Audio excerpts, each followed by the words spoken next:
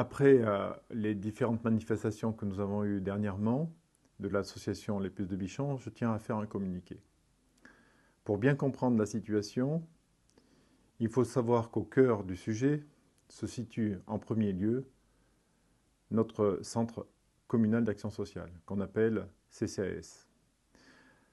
Un CCAS, ça permet précisément de ne pas en arriver là, où nous en sommes aujourd'hui, car un CCAS est composé d'un groupe de personnes représentatives d'institutions, d'associations locales qui travaillent, qui organisent, qui participent et qui décident des actions sociales sur la commune. En effet, un CCAS garantit que l'action sociale ne soit jamais détournée de son objectif d'une part, et d'autre part que cette action sociale ne puisse pas profiter sur le plan politique ou financier à celui ou à celle qui l'apporte. Lors du précédent mandat de Mme Robot, la mairie a mis à disposition de Mme Farigoul, alors en charge du CCAS, 2 immeubles contigus appelés Roudan et Bichon. Ces lieux ont permis de répondre à l'appel aux dons et à la générosité des Langeadois.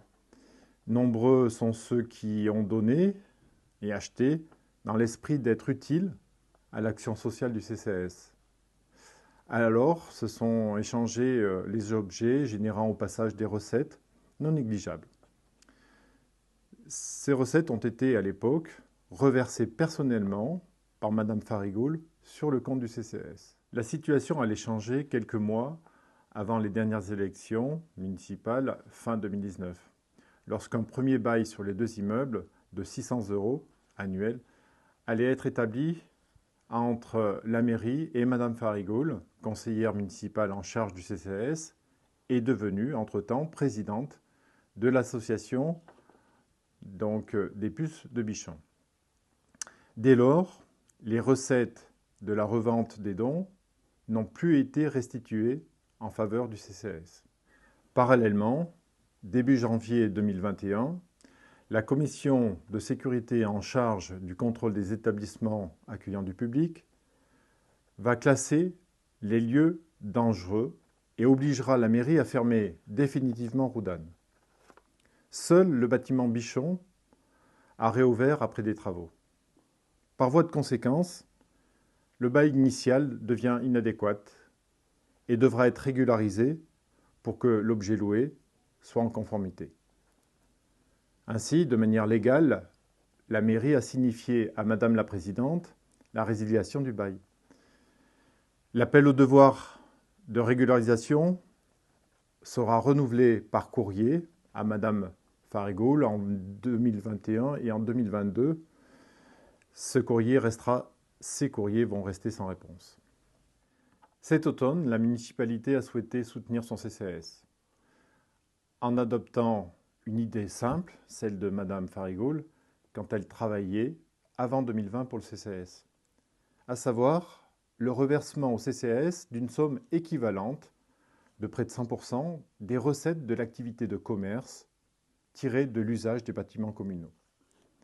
En décembre dernier, la mairie a précisé aux Puces de Bichon qu'elle mettrait en place ce principe, le principe de Mme Farigoul, lorsqu'elle œuvrait pour le CCAS, de manière moins exigeante, puisque la somme reversée ne serait pas égale à 100% des reversements, mais partagée à 50-50, soit à part égale, avec l'association et la commune. Depuis, la commune est restée dans l'attente d'une réponse, promise le 13 janvier, puis reportée à ce jour, nous sommes le 20.